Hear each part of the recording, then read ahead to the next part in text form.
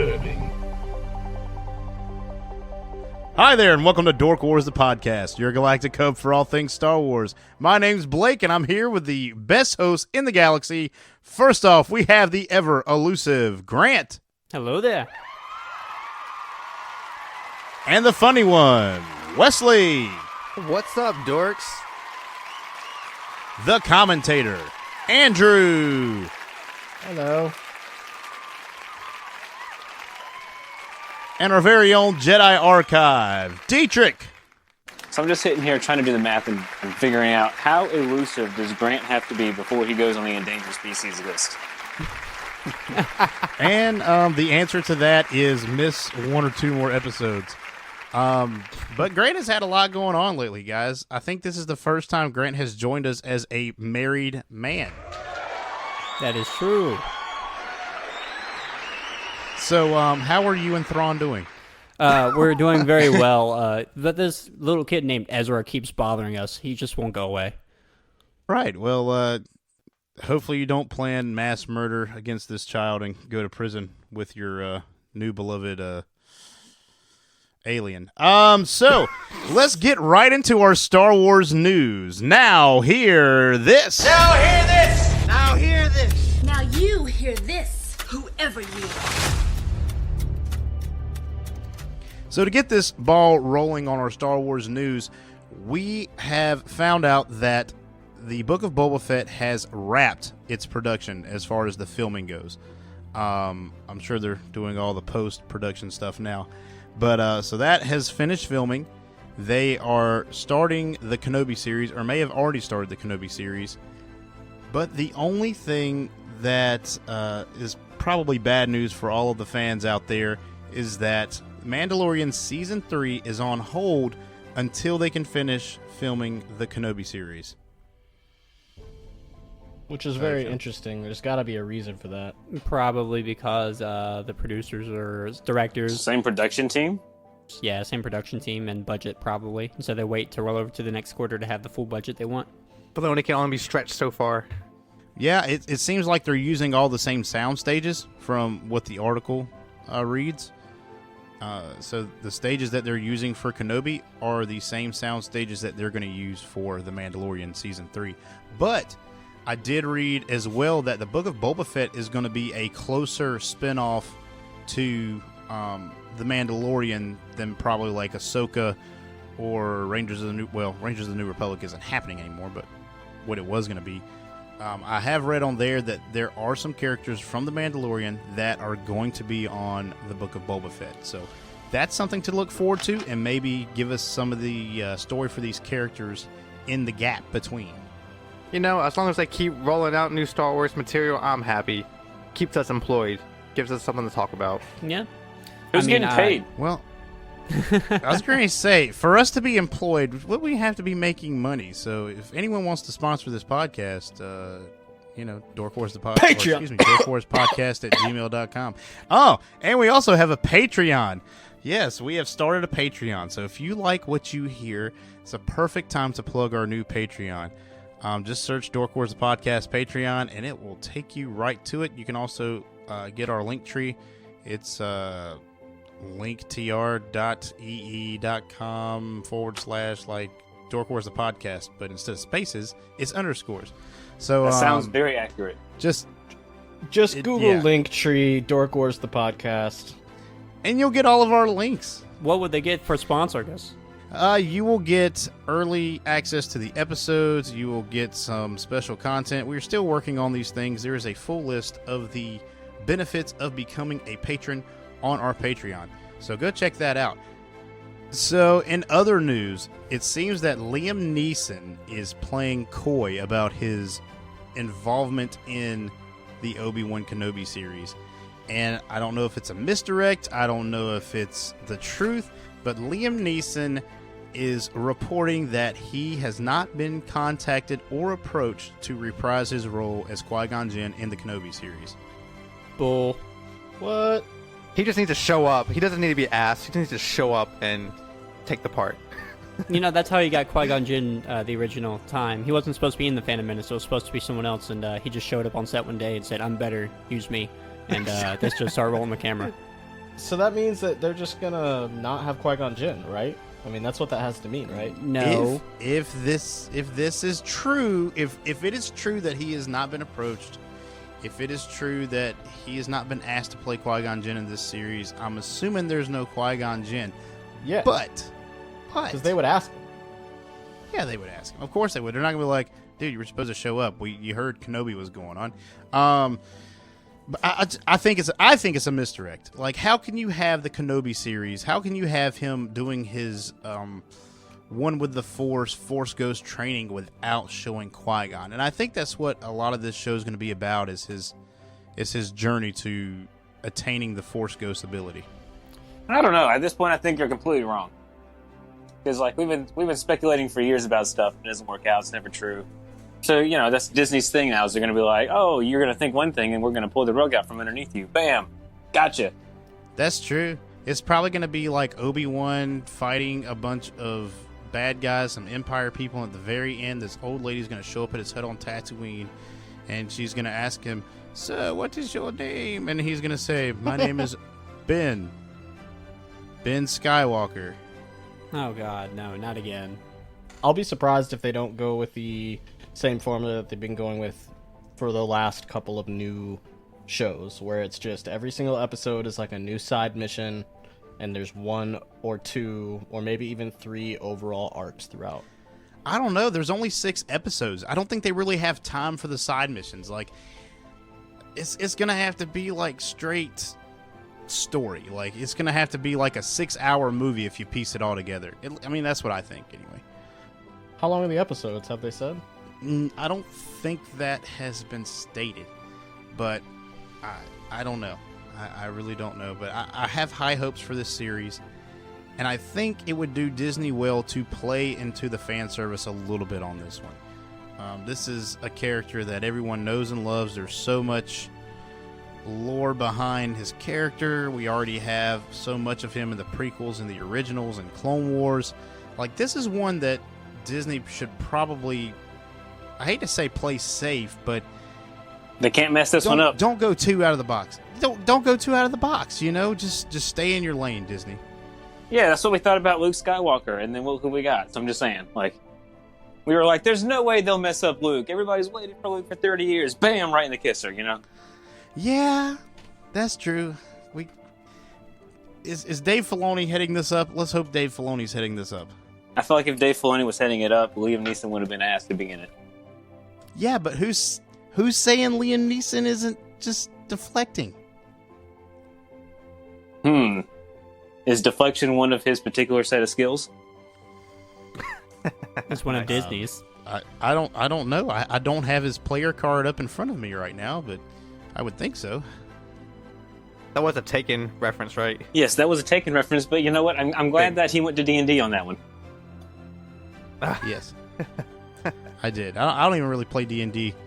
Actually, I've never played D&D, unfortunately. Even though you've been invited a million I've been times. invited. Diedrich invites me, for everyone listening, Diedrich invites me to play D&D every time that his group gets together. Star Wars D&D. Star Wars D&D at that, and I love Star Wars, but it's just it's never in the cards. I never roll a 20. I just never roll a 20. A nat 20. You gotta say nat. You roll a 1 every time, dude. I never roll a nat 20. See, maybe I need to go to one. I mean, I would accept a dirty 20 at this point.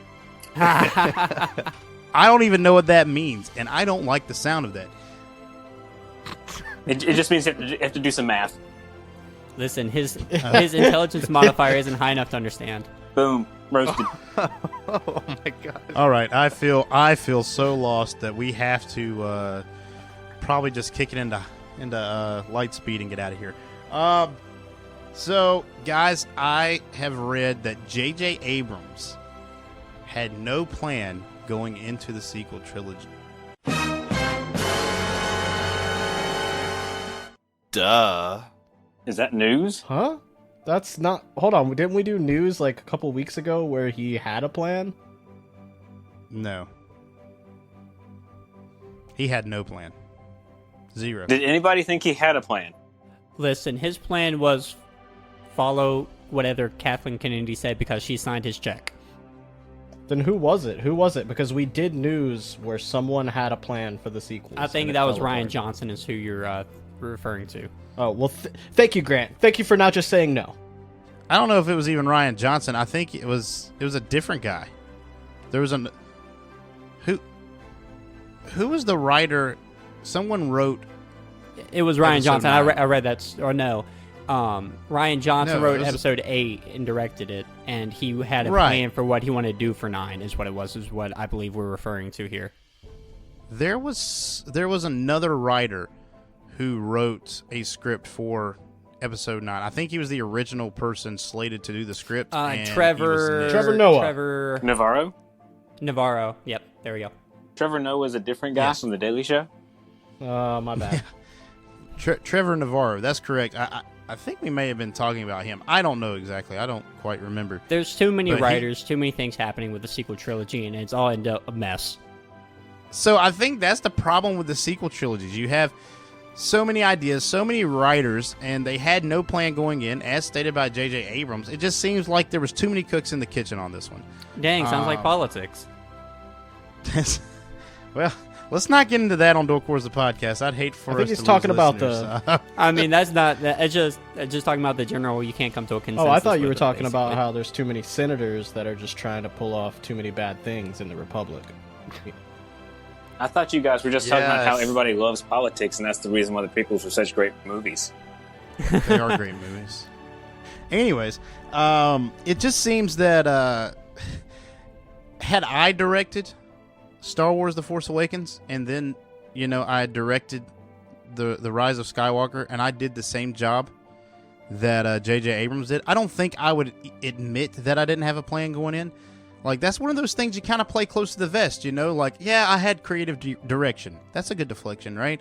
Like, I had a vision for this film, and it didn't quite work out. That sounds a lot better to, yeah, dude, we just showed up and started filming. Yeah, I mean, like, Well, I think it was more along the lines he didn't have a plan. He just kind of had to go in and do what the higher ups told him to. Because at that point, Disney was higher ups were being very hands-on with Star Wars as they are not now, and you see I the don't difference. know if that's true, but what I do know is that J.J. Abrams has a history of starting series off and someone else taking over.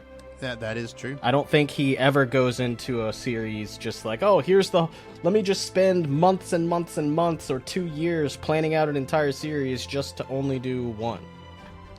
He just comes in, he starts filming, puts a few lens flares in there, and calls it a day. And yet we still go watch J.J. Abrams films. Yeah, because they're awesome. All of J.J. Abrams' films Well, I are mean, awesome. It's just that Whoa. The Force Awakens was not awesome. okay, 99% of J.J. Abrams' films are awesome. Rise of Skywalker, Thank was that the awesome one?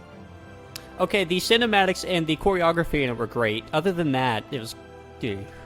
Can you name another bad J.J. Abrams movie, my friend? Yeah, Into Darkness was pretty terrible. What? What? Oh my gosh. That's a hot take. Into Darkness was a great film. I liked Into Darkness a lot. That was a really good spin on Wrath of Khan. We gonna morph Dork Wars into Star Dork? Star Dork? No, let's not do that. We'd probably lose more fans over that than politics, to be honest with you. I mean, you're not wrong. I enjoyed the Star Trek movies. In fact, welcome to Star Dork.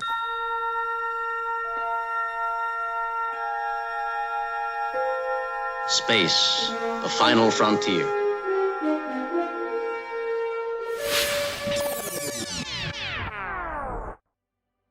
I mean, you say that, but my wife actually really loves Star Trek. Oh, come on. Grand Admiral Thrawn does not like Star Trek. We're talking about Don't there's stop. order, there's a bridge. I mean, what's there not to like? That's true. The warp core, You know what? they have warp drives. Thrawn probably really does like Star Trek. That's probably where he got most of his ideas from. He does seem more like a Trek character with the way he... I was about to say that. He's like a yeah. Vulcan He kind of. really does. Wow. We are bridging some major territory here. But yeah, I'm just I'm saddened that J.J. Abrams didn't give the Star Wars franchise enough reverence to at least have some sort of plan going in. I mean, at that point, he was already working on Star Trek, though. I mean, he's like, I've already made success here. I don't have to make success to the other fans of, anything What do you Star. mean he was already working on Star Trek? I mean, at that point, he'd already made, he had already made that. It's like, I already made these fans happy. I don't need to make, this other star thing happy. The other star thing. Sad. So once again, I'm just going to go back to my point that he wasn't even supposed to direct more than one. So why would he create a whole plan for 3 when he was only supposed to do 1? Yeah, Disney should have done that. Disney should have an outline. That's not his fault, That's though. true. You can't shit on I'm J.J. not- yeah, Abrams for... I'm not the one shitting on J.J. You have. So- You have, Dietrich. You took a big poop right on JJ. Pooped all over him. Let me get out the wipes. Banta poo. Okay, we.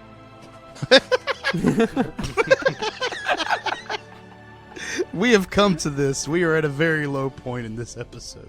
Please stick with us so we can crawl ourselves out of this deep pit of despair. What are we talking about? We're stuck. You're... What is our main topic tonight, Blake? So, our main topic for the evening, we're going to be talking about the nature of the Force. The Force is what gives the Jedi his power. It's an energy field created by all living things. It surrounds us and penetrates us. It binds the galaxy together. This is a topic that we have teased and talked about and kind of brushed at since the beginning of our show. I think we mentioned it in maybe the first or second episode. It's like, you know what? That'd be a good episode, is talk about the nature of the Force. And we never got to it. So here we are getting to things. I'm pretty excited about it, actually. Getting to things is cool. Yes, I feel like we have upheld a promise, and I'm cool with Fulfilled. Fulfilled a promise. That sounds way more prophetic. The prophecy has been fulfilled by Blake. But, we already talked about that in another episode about prophecy, so let's not go there. Yeah. If you want to listen to that, you can look at episode. I don't have them right in front of me, but it's an episode from before where it talks about the Chosen One. So go check that out if you haven't already. So, Who is the Chosen One? the nature of the Force. So tonight we're going to kind of brush on the nature of the Force in terms of light side, dark side.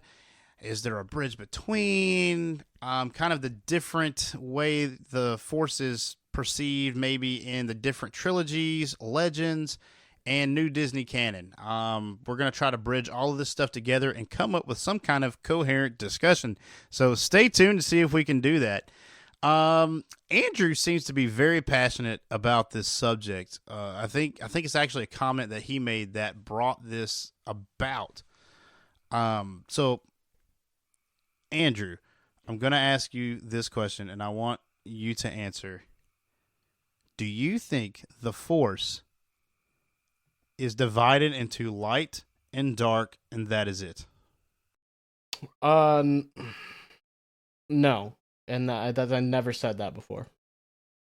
I think that those who can access the Force in a strong way are either inherently good or inherently bad. And that there are gray Jedi, because that's canon, and it's been proven. But it's not like... It's kind of similar to Dragon Ball Z. That's the best way I can put it. It's very similar to Dragon Ball Z, where the Force exists in everyone, but only certain people can access it. So now we're doing Star Ball Z, the podcast. I like that.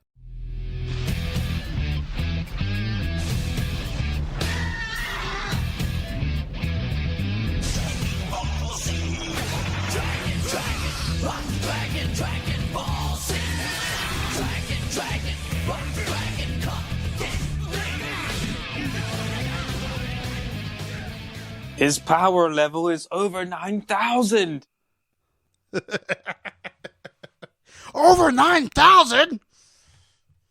Okay, quick question though, because where in canon does it say Grey Jedi is a thing? This is for sure totally a thing in canon. I was actually going to ask that question as well. So Andrew, please elaborate. The Mandalorian, Ahsoka, seems very obvious to me That Ahsoka. Well, is... they didn't come out and say that she was the actual word Grey Jedi. Yeah, they didn't come out and say it, but they're not going to give Ahsoka 2 arcs. They're not going to give her 2 arcs where she separates from the Jedi, and then all of a sudden she comes back to the Jedi. Like, that would be silly. So you're talking about an inference that there are Grey Jedi, and if we're just going to bridge the topic real quick, I don't think that Ahsoka's a Grey Jedi. I think she identifies as a Jedi in The Mandalorian because the entire Order's been wiped out. There's No, kind she of been doesn't. She doesn't even do that. She says, "I'm not a Jedi," and that's why she doesn't train Grogu. Yeah, she's Grogu. very clear that she's not a Jedi. Did she say she wasn't a Jedi in that episode? Yeah. Yes. I must have missed it.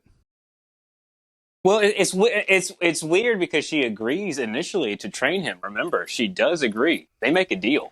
And Yes, Yeah. she goes back on their deal because she's like, "Well, I'm not technically a Jedi." That's because she was meditating and then ended up finding out what Grogu was supposed to do, which was go to Luke to change the sequel trilogy to where it doesn't exist. Come on. That's way more inference than Grey Jedi. Well, and that's why I think Blake might have a good point in that there's a possibility that she is like not exactly she might be doing the old I'm not a Jedi. Ha, gotcha. Like she might be doing that. So my intake on this, and this is not an Ahsoka episode, so I won't stay long on it, is just that she isn't doing anything inherently good or evil based on, her beliefs as a Jedi, but just because she wants the best for the galaxy is where she's at. Exactly, which is that's the whole point of a I great think that's Jedi. a good Jedi. And that's a good Jedi. But no. That's just a Jedi, though. No, that's not a That's Jedi. what a Jedi should be. No, that's not what a Jedi should be either. What should a Jedi be then? Exactly what a Jedi is in the prequels. But That's if they not were true at so all. no, the prequel Jedi were actually wrong, and that's Exactly. why, That's Yoda what a fought them. Jedi is. They're supposed to be wrong. Well, they weren't always that way. Exactly. They became that way. Yeah, they weren't supposed to be that way. But that's the thing. That's what happens. It's hard for me to get into this without actually talking about politics, but the Sith are an extreme end of the spectrum. Jedi are an extreme end of the spectrum. The whole point of the sequels and the whole point of Luke Skywalker talking about, I don't agree with the Jedi. I don't agree with the Jedi anymore. I think that they were kind of wrong, but I also think the Sith are wrong, so I'm going to be kind of in the middle, aka Grey Jedi, is what people are supposed to be. If everyone is Grey Jedi, then there is balance in the Force. Is Maul a Grey Sith? No, because Grey Jedi, in my opinion, Grey Jedi doesn't mean partially Jedi. It means you're right in the middle. There's just not really a good term for exactly in the middle. Ahsoka never shows any dark side tendencies at all, though. It doesn't. You don't have to show dark side tendencies. She actively fights the dark side. She fights the dark side in Rebels. To have true balance, you'd have to have light and dark. There's balance. 2 Jedis, 2 Sith. Everyone else is Grey Jedi. That's balance. If there's only 2 Sith that exist, and there's 400 Jedi, that's not balance. That's why the Jedi got wiped out, because there has to be balance. That's why people are kind of leaning towards the exact middle. In order to have dark side powers, like lightning, seethe, different force powers like that, you have to actually be Sith. You have to be bad. Not true. At least in Legends, Luke Skywalker used most But we're of those, talking and about he was canon. not a Sith. So we're talking about canon. And well, even in canon, he choked someone in Jabba's palace in Episode 6, one of the guards, and that's considered a dark side power, but he still used it. Yeah, and he's considered to be in the dark side kind of pathway. Like, we don't know what Luke's going to be at the beginning of Episode 6. Well, continuing on to my point, the whole point of what I'm trying to say is that all Sith can access all Sith power, or all Force powers, except for specific ones. Like,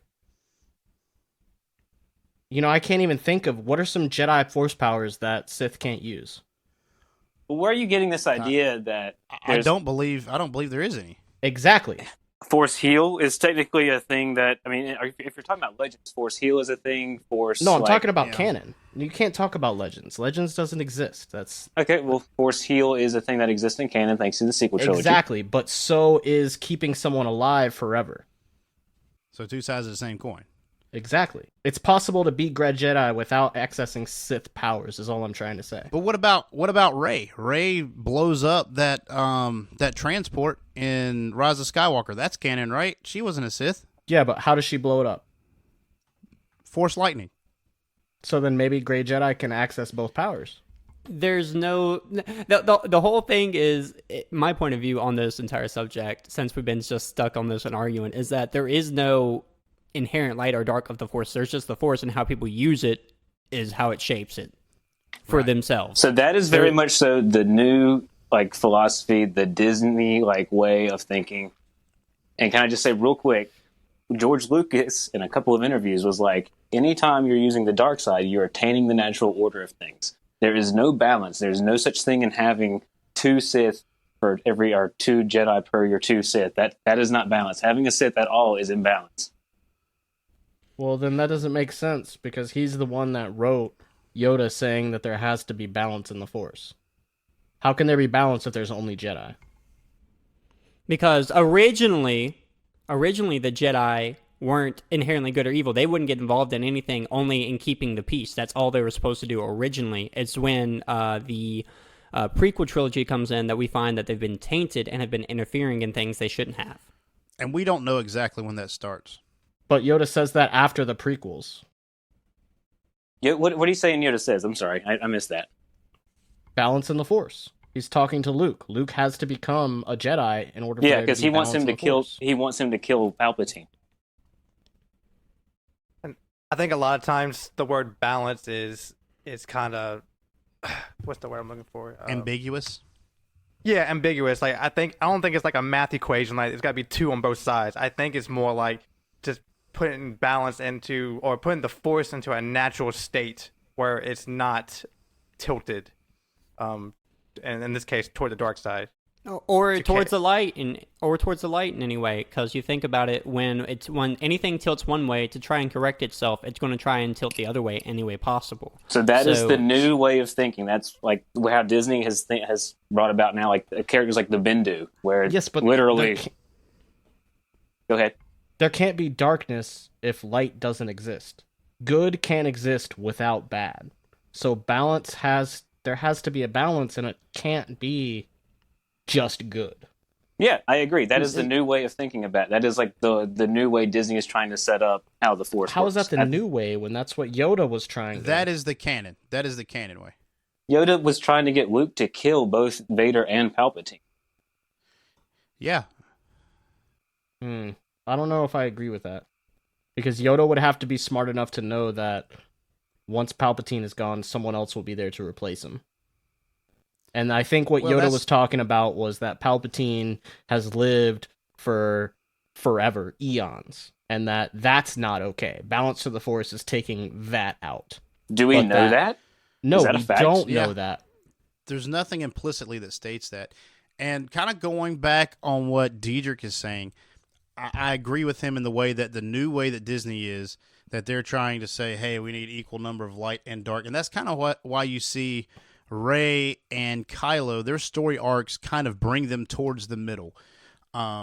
If you notice that throughout the sequels, you know, the light is always pulling at Kylo and the dark is always pulling at Rey.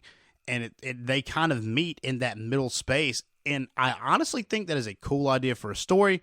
I thought that was one of the only things that the sequel trilogy had to offer me that was really, really cool. I wish they would have expounded on the idea more, but we can talk about that in a different episode. But when Diedrich's talking about George Lucas and what he said about his 6, that to have balance, to only have light would be balance in his way of thinking, because that's peace. There's no chaos. There's nothing like that. Well, yeah, with Lucas, there was really no, like, he didn't feel as if you needed to have that equation type of thing. Any use of the dark side is tainting the Force. And even in the original trilogy, I mean, it was very much a good versus evil. The Jedi, well, not even the Jedi versus the Sith, because they didn't even say Sith. But the rebels against the Empire, Luke Skywalker Jedi against the evil Darth Vader. They and do Palpatine. say they do say they're Sith lords, or at least Vader is a Lord of the Sith. They do say that. Yeah. And see, so I know I said earlier in the episode that I was talking about like if everyone was gray Jedi and there were 2 Sith, 2 Jedi.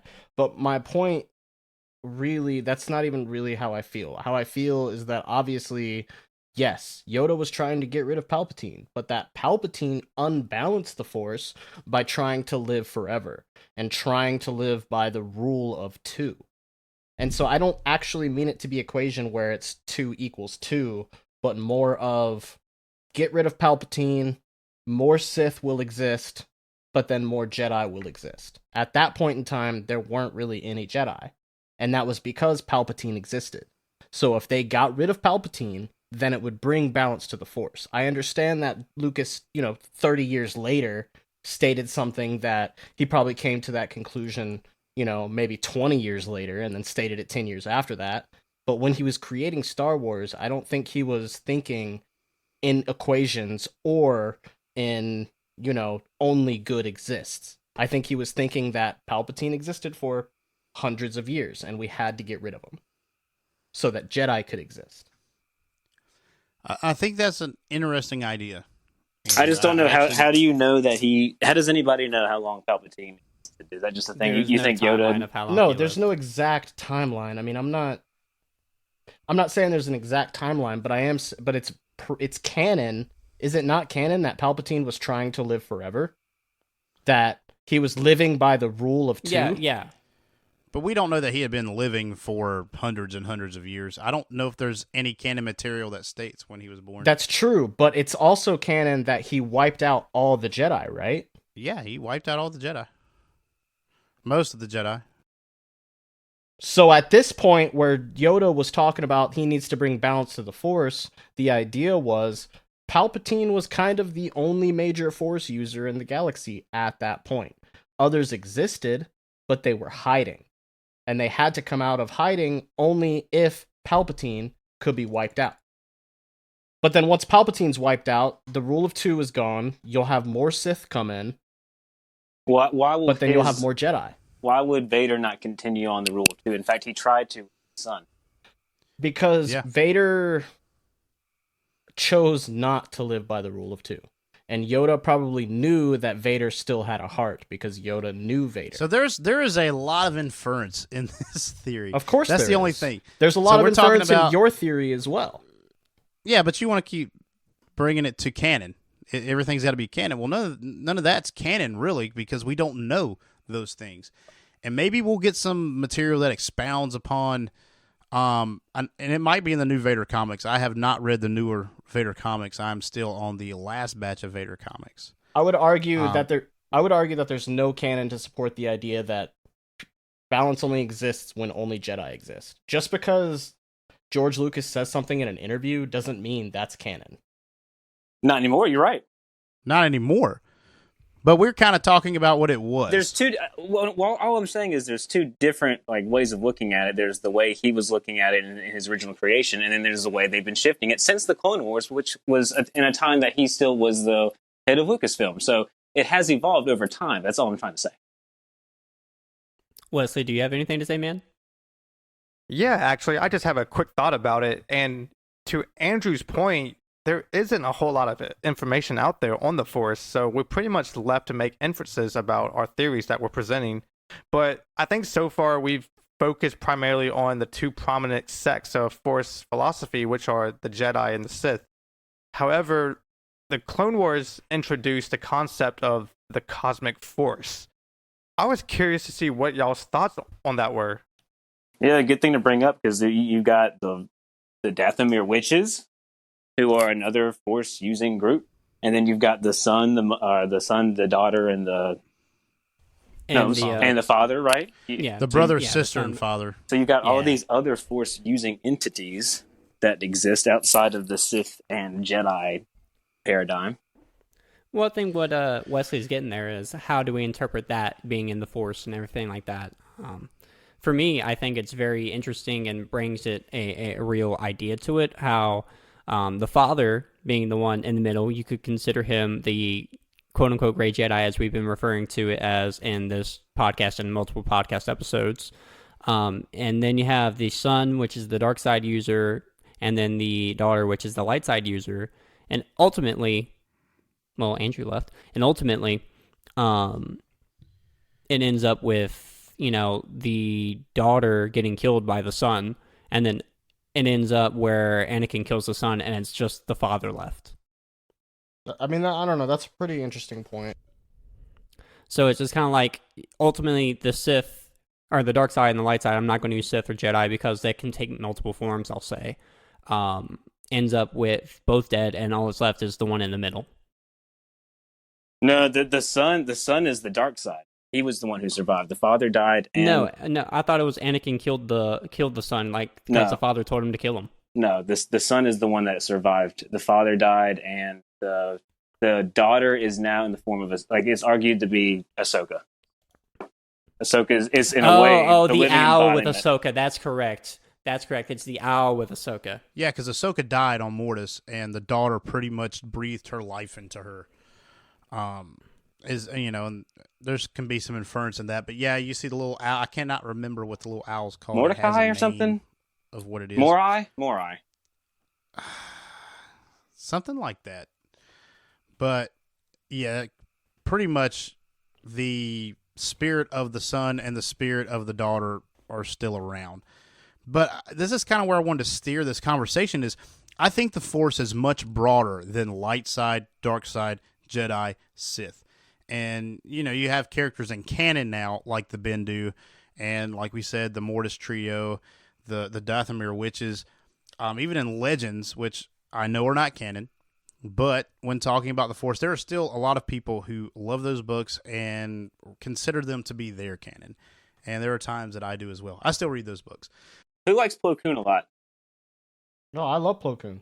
So Plo Koon's people, like his native people, have their own sect of light side Force users. Which aren't Jedi. Right. But they're inherently good, aren't they? Yes. Which goes towards my argument. It doesn't matter. They're not considered the Jedi. Yeah, but we've been referring to just Jedi and Sith. We need to refer to it as light side and dark side users, and but that goes to what I'm talking about. I mean, if you're going to refer to it that way, then you're just proving my point that you have to be inherently good or inherently bad to access the Force, unless that is not at all. That's not exact. That's not at all what we were saying. No, because you have characters like the Bendu who is strictly in the middle because he does help. He does help like Kanan and Ezra. Yeah, he helps Kanan and Ezra learn Force stuff, but not because it will affect anything on the light side of the Force. He is just there. He is an entity in the Force, and he neither affects the Force in a dark way or a light way. He is just a Force being. Is that a Clone Wars thing? I mean, Maul showed up, and he didn't attack him either. No, he didn't attack Maul when he showed up to fight Kanan and Ezra. So is that like a Clone Wars thing? Where is all this coming from? No, it's Rebels. That's Rebels? Thrawn. He fought, well, that was only because they came and attacked his planet. And then he attacked everybody. He attacked the Rebels, he attacked the Empire, he attacked anyone that was there and wasn't leaving. Force powers. Oh, yeah. Yeah. Oh, yeah. He was a Force being. He was like a god, kind of. Yeah. In fact, he, one line that he says, I'm neither light nor the dark. I'm the Bendu, the one in the middle. So I wouldn't be surprised if they go forward referencing them, at least with Ezra being involved, since he heard that as the Bendu, people who are neither inherently light or dark.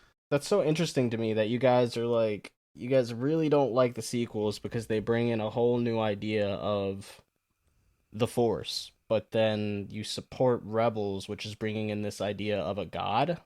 So it's not a literal god. It is like a creature of the Force. And I don't hate the way that the Force is portrayed in the sequels. I actually think it's pretty neat how they, like I said earlier, how they bring both of those characters kind of to the middle ground of the Force. Yeah, I don't think anybody's problem with the sequel trilogy is their showing of the Force. That is not at all my problem with the sequel trilogy. That may honestly be one of the best things about the sequel trilogy is the way they deal with the Force. I would agree. I really like the way the Force is portrayed in the sequel trilogy. They do a very great job with it, and that's probably, I would agree, the best thing in the sequels. Yeah, I mean the whole. Well, what are your issues with the sequels? Oh God, the plot doesn't make sense. The three movies don't really line up very well. There was just bringing people back to life for no reason. Yeah, Kylo Ren's character development, while it was, I liked his arc, there were things that were awkward about it. Like I think it could have been a little bit more stable. Yeah, my main problem with the sequels is just the story is not coherent. Yeah, and very. But the Force itself, I love the Force. The Force story is good. The rest of the plot that the actual story went through and the arcs. So you that like the the characters idea went through that were very Luke all of a weak. sudden decided that he was going to attack one of his Padawans? You like all of that? Because that's part of the Force. That's not what a Jedi does. That wasn't part of the Force. That's part of his character arc. That's a story. Yeah, that's a story decision. But that's part of That is the not Force. how they're treating the Force, Andrew. That's how they're writing the story. No, that's his character. That's his character arc, not the Force's arc. You got to see the Force as a character because it is a living being. Like the Force didn't make Luke attack Ben. Like that's not what we're saying at all. It's What? like I think that is uncharacteristic of Luke. I don't think Luke would have ever Exactly. attacked his nephew like that unless he like actively Exactly. was doing dark side stuff. Exactly. So if he was a Jedi, he wouldn't do something like that, right? Well, that's part of his character arc that I don't like. And then again you're equating Jedi with Force. Like the Jedi are not I all didn't the say Force. that. I'm saying that he was a Jedi. He was a representation of what Jedi are supposed to be, correct? Right, but not the Force. When we're talking about the Force, I like the Force ideas in the sequel trilogy. I don't know. I don't agree with that. I don't think that you can have the story arcs without the Force. I don't think that the story arcs would exist if he wasn't turned into a gray Jedi. I mean, I don't know. Well, Luke didn't turn into a gray Jedi. Luke turned into a hermit who cut himself off from the Force. Can you be a gray Jedi if you have no connection? And then to the after that, Force what at all? happened? He turned it back on. He turned it back on, and he was a light side user because he force projected himself and fought the Oh, First Order. He Force fought Kylo Ren, projection. a That's dark a side user. new power. A new power for just the lightsiders. Well, I wouldn't say that because Kylo and Rey both kind of did it. Exactly. I wouldn't say they weren't projecting. They were like with each other and the dyad. They were projecting. They were both Okay. projecting. And I don't think that's the same thing at all. But That's kind of what you were trying to say. That my argument was earlier is that it's all inference, which is kind of what yours is too. Everybody's is inference. Well, I think there are more things grounded in evidence that you can use. You can infer smaller things. Like, I'm not going to infer someone's whole motivation as a character in general because of something slight they said one time, kind of, sort of. Like, I know that when you're talking about Yoda, you thought Yoda was trying to bring balance to the Force by having two Sith over No, that's here, not two what I was Jedi over saying. here, this, I that, and the other. specifically stated that he was trying to bring balance to the Force by getting rid of Palpatine, who was trying to say that there's only two Sith. Right. But you didn't think that he was trying to get rid of Vader when I know Yoda says, I don't even think Yoda references Palpatine. He's trying when to get he's rid of training both Luke. of I them. think he only talks to him about defeating Vader. he says the Emperor. Exactly, both of them, because they both live by the rule of two. And Well, so by the getting rule rid of the them, rule of two was not a thing in the original trilogy. So he would that original line from like 5 and 6, that would not have been a thought yet. But and by just stating saying. that, you're also saying that anything that George Lucas said after the prequels came out really shouldn't count. I'm saying he changed his mind and evolved over time because he's leading Exactly, y'all which is into- also yeah. what I'm saying. So we agree. Okay, I said we're saying the same thing. Like I don't know how long ago. I love agreeing. I mean, Vigorous agreements. That's what I'm gonna call this. This is aggressive negotiations. Yeah, because he said one thing in an interview back in the early 90s, and then clearly he changed and evolved as we came into the Clone Wars and had all these other characters who were not Jedi or Sith using the Force. And then eventually you have Disney who takes over and kind of changes the dynamic even more so with the whole gray character of the Bendu and kind of the bringing of Rey and Kylo towards the middle instead of being pulled polar opposites. So yeah, that's what happened. Yeah, but that's what I'm saying. Like, you can't go off of, like, that's part of my argument that if, like, we can talk about, it just depends on what you're talking about. If you're talking about Legends, if you're talking about canon, it's a completely different story. If you're talking about stuff that George Lucas says, that's a third version of the story. So, like, we kind of have to, like... Well, I think we're saying that's kind of the original version of it. Like, when George says something about the prequels, or he doesn't anymore because he doesn't own the rights to it, so he says kind of what he thought before, but, like, he doesn't say, well, it's this way. But back when it was his, he would say, yes, I think this or I think that about the Force. Like, at one point he says, no, I don't think Mace Windu's dead. He said that after the prequels release when he still owned Star Wars. Now, does that mean Mace Windu's alive out there because of Disney? Probably not. Maybe. I don't know. Yeah, but 100% it does, because how else does Wesley play Rocket League with him? So are you telling me that Wesley is the convergence that divides George Lucas and Disney canon? I can agree with that. I just think that we're talking about the Force, and yes, it evolved from when George Lucas did the originals. There's some things like the midichlorians were introduced in the prequel trilogy. The midichlorians didn't. No one cared about midichlorians in the original trilogy. Obviously, that is something that evolved. That's something that Dietrich has argued multiple times when I brought up the whole inherently good, inherently bad. That the idea is midichlorians decide who can use the Force. Oh, okay, yes. Okay, you just said two. I'm sorry, you said inherently good or bad. I'm like, no, midichlorians because that's what I argued. Force powers, and you would say it was midichlorians that would decide. Not if you're good or bad. No, who could use the Force? My idea is that you either have to be inherently good or inherently bad to use the Force. Your argument has always been that you have to have midichlorians in your blood in order to access the Force. And that hasn't even been brought up yet. Everybody has a level of these things. It's a spectrum, like I've said a million times. So, like, Anakin is, like, off the charts, off the, like, meter to the... If you're taking, like, a low spectrum being on the left-hand side all the way to your right-hand side, Anakin is, like, past your right hand. Yoda is really close. Palpatine's on the right-hand side, but, like, Anakin on his own is past it. That's just the thing that doesn't make sense to me, because it doesn't make sense that Darth Vader or Anakin Skywalker would be more powerful than Palpatine, when, obviously, so... Excluding the sequels, because obviously he comes back to life or whatever that story is. So before he became Darth Vader in the suit, when he was in his complete organic body, he had the potential to be stronger than any Force user there has ever been.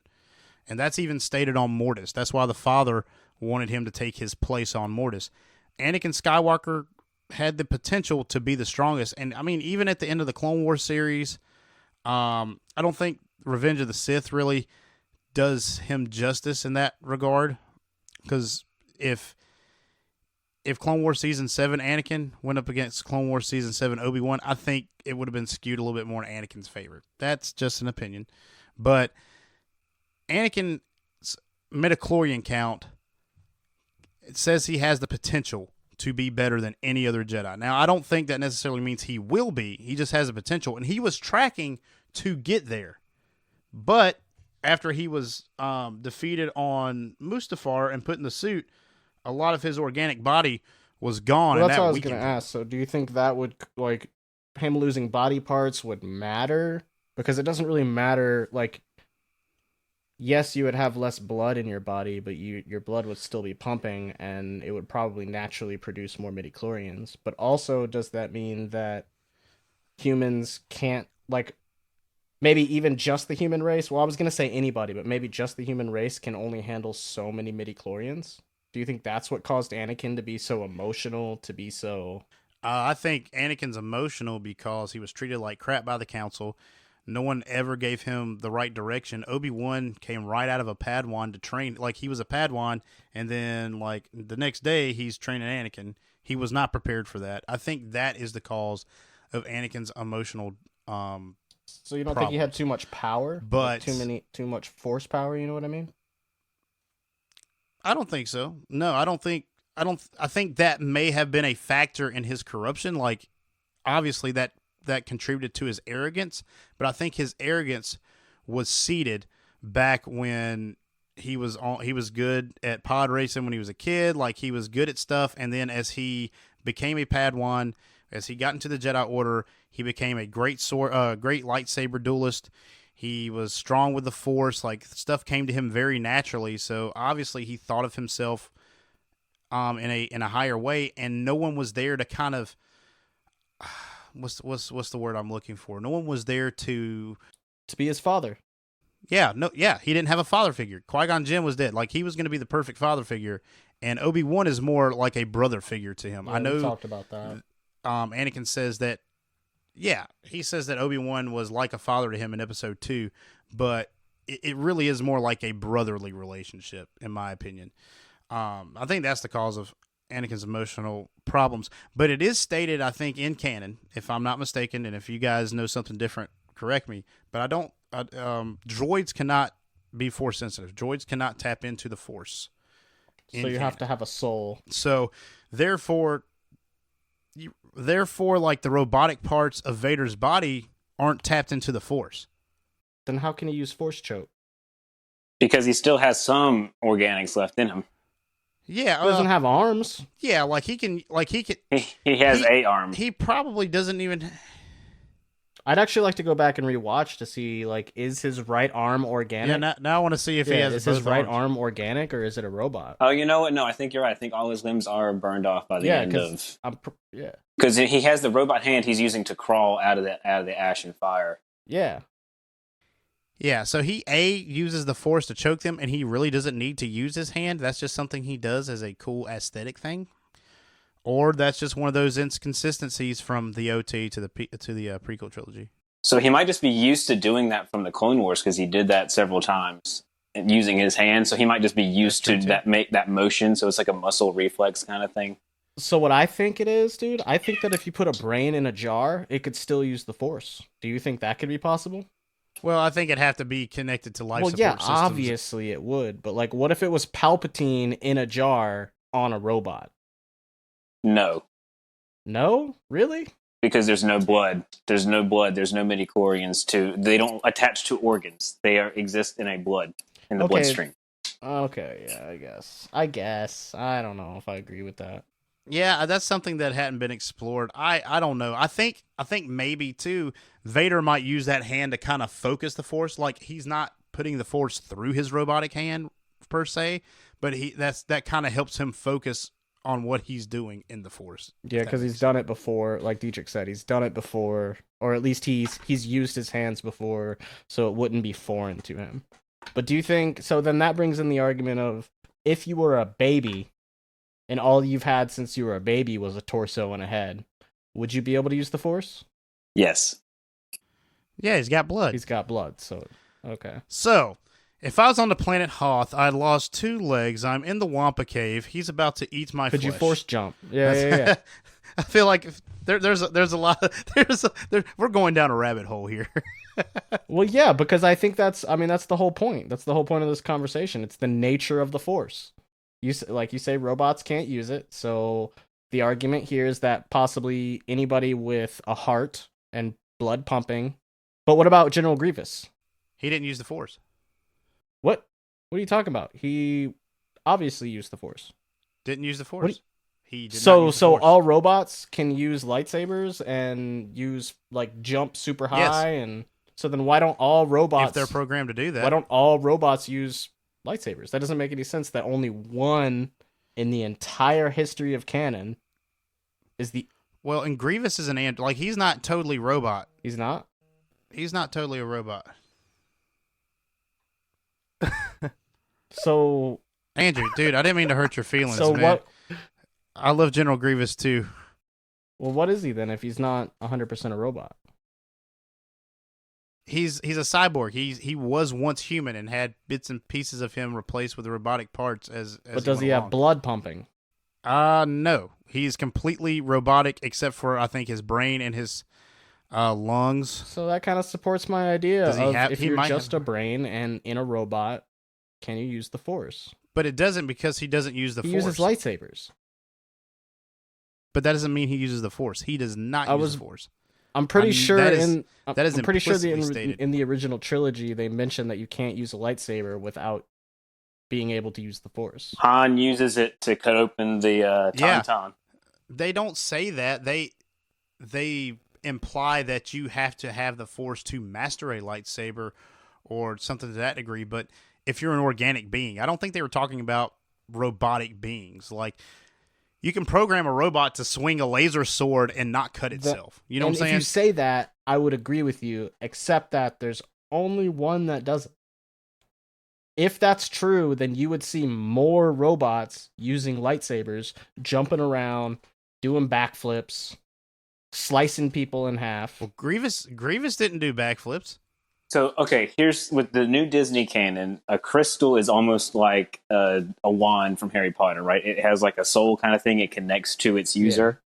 So Grievous had to kill all of those Jedi and steal their lightsabers. He was not on his own just able to find a crystal and make a lightsaber. Yeah, but couldn't Darth Vader go around collecting lightsabers? I mean, didn't Palpatine kill Mace Windu? Couldn't he have taken Mace Windu's lightsaber and given it to a robot? Like, I don't know. I just don't agree with the whole any robot can use a lightsaber. Just because you would see more robots using lightsabers. Well, and that's the thing, but he's not completely a robot. I'm not saying that they can or can't. That's something to... And lightsabers are not super common. They're not, everywhere. And kyber crystals aren't like the most... Even in the prequel era, they're not like the most... and you say that, but there's like hundreds of Jedi that die in the prequels. Like at least 100 Jedi. Over a whole galaxy, though. Yes. There's only Grievous got a lot of their lightsabers. Yeah, and Grievous got a lot of those lightsabers. And they're by clone troopers, which are controlled by Palpatine, so easily he could have all of those lightsabers brought back to him. Palpatine wasn't using the clones maliciously until Order 66. Exactly. When they killed all the Jedi. So once directly. They killed all the Jedis, he could have had them bring back all their lightsabers. He would have had... from the prequels. But then they stopped using droids. They didn't use droids. I know, but that's fight. They didn't have a droid army. They did have droids. They had elite droids. Yeah, they did have. I mean, they did, but they didn't have mass droid armies. They had clones such. Yeah, they had a mass elite droid army, and those droids could have used the lightsabers from the max. So, like, could the Dark Troopers be given a lightsaber and be like unstoppable? That's why I disagree with the idea that like any robot could use a lightsaber, because that would have been the most obvious course of action. All of those lightsabers. Well, I know Grievous was trained highly by Dooku. He was trained in the lightsaber arts. He never says he was trained in the ways of the Force. Grievous does not have the Force. I'm almost 100% sure. I am 99% sure. You're correct. He does. You're absolutely right. Yep. But I feel like if Grievous could be trained to use the Force, or not the Force, I'm sorry. If Grievous could be trained to use lightsabers, then the elite droids could have also been trained to use lightsabers. Like it would have been just as easy to teach 20 of them, not just one. I think that's true, but I think for one, it would just make the droids either overpowered and like, how do you kill them? Grievous was special. Grievous really was a unique being in the fact that, like, he was bloodthirsty. He didn't think always like a droid, but he used droid mechanics to overwhelm and scare and, like, just try to... that's because he had a human brain. I don't know if he had a human brain. He had a human lungs. Yeah, but that's what that goes... He was a human. I feel like that's kind of a point towards my argument that, like, if you were just a brain in a robot body, you could be a very strong lightsaberist. Okay, I guess that's a different thing. I guess. I mean, I kind of. Yeah, I mean, you can maybe not I use could the see Force. that. I mean, I did say you could use the Force. That I guess if Grievous can't use the Force, then it would make sense. So I don't want to give anything away, but in my campaign that y'all are playing, you're about to see just the scenario that you're describing. Well, that's what I was thinking. Like, I think it would. Obviously, it won't be cool now. A brain in a jar connected to a robot. That's what I was saying. Like, that would be so cool. But like you said, you kind of have to have midichlorians. Okay, in that example, if the brain was like controlling a vessel, so if the being with the brain had been trained in lightsaber forms, then died, but they saved the brain, put it in a vat of whatever they used to save brains, like they did in Futurama, right? Or they kind of do it in Star Wars too. Starorama the podcast.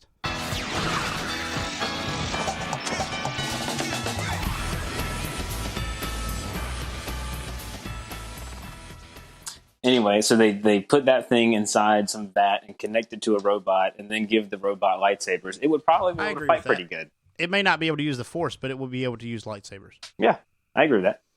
So lightsaber combat, yes. Force, no. And we're talking about the nature of the Force. So, I think it's a cool thing to explore, though. I would like to see Disney explore that realm of lightsaber combat, of the Force itself. That would be pretty cool to see. Yes, it would. I don't know. I don't think that'd be cool at all. I think that would be really stupid. Wow, what's going on? Let's go. Dang, and Andrew was really he was very, very enthusiastic about the brains in the jars, and I was like, gotta be the contrarian, dude. No, that would be actually pretty cool. Well, you're the commentator. I still think it would be so cool to see some Jedis fighting against a bunch of elite droids that have lightsabers. I think that would not have been overpowered, and that Force users would have still come out on top, but that it would have been a cool... I think that's definitely plausible. I mean, you kind of see it with Magna Guards. I mean, the Magna Guards, the droids that are with Grievous, you kind of see that. They don't use lightsabers, but they have the electro staffs that can clearly hold their own against lightsabers. So let me ask you this. Correct. Do you think there's any lightsabers that exist very similar to Futurama where they're just clubs and they don't actually slice, they just beat? In Legends that exist. Yeah. But I just think it kind of defeats the purpose of... I know. I thought it would be funny to bring up. But, yeah, I mean, like Dietrich said, that is a thing in Legends. Legends has a lot of weird lightsaber. They got lightsaber whips and... Well, so does Canon. What about Oh, yeah, that's true. There is a light whip in Canon. I forgot about that. Jedi baseball or Jedi hockey? That'd be kind of sick, dude. Dude, that'd be crazy. Now we're getting to the deep lore. Look, I'm going to tell you what. I would watch a mini-series of Jedi versus Sith hockey tournaments. Okay, imagine this. Imagine watching a mini-series where we follow Padawans who get sorted into several different Jedi houses as they get trained by various masters. Interesting. And then they have to play some game, not like Quidditch, but totally Quidditch, except it's, with force powers or something. Star Potter, the podcast.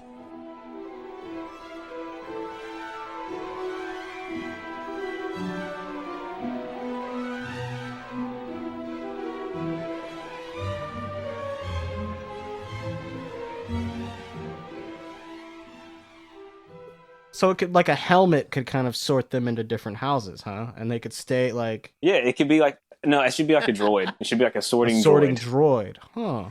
It should be like a K2SO. And you know what? One house could have more of an affinity for the dark side, so oftentimes their people kind of turn, and they can be kind of the bad house, right? So you got the Loth Wolf house. You have the you would have what's the Godzilla house. What's the Godzilla thing from the Crate Dragon house? That would be the Crate Dragon house. Crate Dragon. Yeah. So we got so far we have the Loth Wolf. So the Sith could speak in tongues. Yes, the Sith can speak dragon tongue. Draco Malfoy sounds like an amazing Sith name. Now we are crossing another bridge. We are getting so close to the across what's the word I'm looking for? The multiverse. We're getting into the multiverse. The multiverse. I would be down. So we got Loth Wolf house, Tauntaun house, Crate Dragon house, and what's going to be house? What about the? I guess what's the Jedi house? What's the monkey lizard? What's the one? We don't have a Jedi house. What are you talking about? No, well, they're all Jedi, man. What are you talking about? What? That's like saying Harry Potter needed a wizard house. Oh my god. Yeah. I don't know what the weird thing is. What would the equivalent of what would be the good house? The lawfully good house. That's definitely the Loth Wolf house. Yeah, Loth Wolves are definitely light side animals for sure. Yeah. Ooh, space whales. Oh, the space whale house. Purgles. That could be the Purgle house. That's the Hufflepuff. That is the Hufflepuff of the Star Wars universe. That is definitely the Hufflepuff. I like it. Yeah, we need to write to Disney right now. We got a whole miniseries. Well, Let's go. Yeah, but now they have to buy it from Warner Brothers. I think they could do it though. They've got the cash. They got the So cash. Disney, buy Harry Potter. We are pitching the idea of Jedi Potter, whatever. Do with this what you will, Just don't Disney, use Potter. if you are listening Just in. come up with a new name. That's like a cheap ripoff. Like, copy my homework, but don't make it seem like you copied my homework. That's what a parody is, man. They don't have to pay anybody. The Harry Jedi series. So we've had a lot of really good ideas about the Force. We've definitely had some contention here on Dork Wars the Podcast tonight, which is fine. I'm all about the contention. It breeds more questions, more discovery for us to tap into. It really gets the creative juices flowing, if you will. So with that, we're going to turn it over to the Jedi Grand Master himself, Yoda, for the word of the week. There is more knowledge here than anywhere else in the galaxy. Crossover, the word of the week is. Master Yoda, so how do you get crossover? What exactly did we cross over? List I have compiled. First, Star Trek we have crossed over with. Number 2, Futurama we have crossed over with. Number 3, Harry Potter we have crossed over with. If technical you want to be, also with sports, hockey, an overall strange night it has been. So, Master Yoda, do you have any favorite fictional worlds that are not Star Wars? Star Trek. Good show it is. Scotty, beam me up you will. Master, that's pretty cool. So are you into Harry Potter at all? Harry Potter, yes. Wizard you are, Harry. Dumbledore. Weird he is. Never straightforward he is. Well, Master Yoda, you're kind of the same way. No, not at all.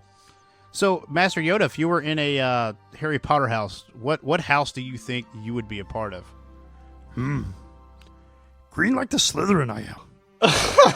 But courageous I am, like a Gryffindor. I would be very interested to see you in the Sorting Hat, Master. I think it actually would cover you all the way. I don't even think it could fit on your head. With my ears it may. Big ears I have. Yeah, so Master Yoda, if I could pick a Hogwarts house for you, you seem more like a Hufflepuff to me sometimes. What? Hufflepuff. Purgles of the Harry Potter universe they are. That's pretty on the nose, actually. That's kind of what we talked about. Yes, insulted I am. Gryffindor I am. Courageous I am. Hufflepuff you are. Okay, I've taken a test, Master Yoda, online. I'm definitely a Gryffindor. That is... Oh, that's a little much, Master. This is a family-friendly show. You can't be saying that. Say what I want, I will. Fictional I am. Well, It's past Yoda's bedtime. he gets cranky at night. Past all your bedtimes it is. When 900 years old you are, bedtime you will not have. Honestly, dead you probably will be. Yeah. Well, Master, it's been pretty fun arguing with you about all of this. Master, you're getting more and more savage as we get into this podcast. When 900 years old you are, savage you will be. Tired of all the crap you'll be. Well, that's a Master Yoda that just sounds old, crotchety, and defeated. So with that, we bring you to the end of another episode of Dork Wars the Podcast. Remember to subscribe to our Facebook page, our Twitter page, our Patreon, our Instagram page. Go look us up. Just look up Dork Wars the Podcast Linktree, and you will see every one of the links that we have where you can listen to our show, where you can follow us and support us. So thank you very much, and may the Force be with you. Thank you for supporting Dork Wars the Podcast. You can check us out on Facebook.com/Dork Wars the Podcast. And if you would like to join in on the discussion or maybe suggest topics for us to discuss, please do so by joining our Discord community or sending us an email at dorkwarspodcast@gmail.com. This has been a Bantha Poodoo production